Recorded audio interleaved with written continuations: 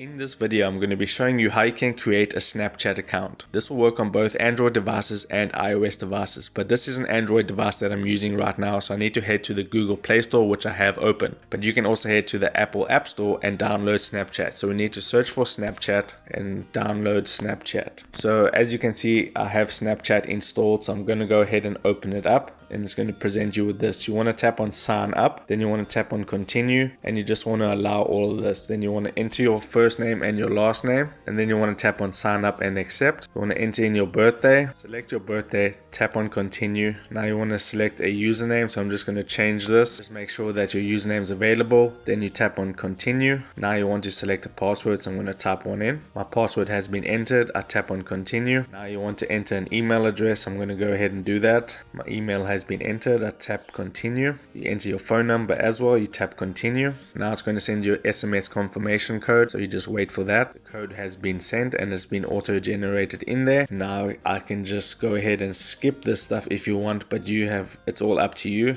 I'm going to skip that for now. And now my Snapchat account has been created. If you got some value out of this video, then I would appreciate it if you smash that like button and consider subscribing, because I'm uploading how-to videos about social media and your favorite apps every single day. So with that being said, I'll see you in my next video.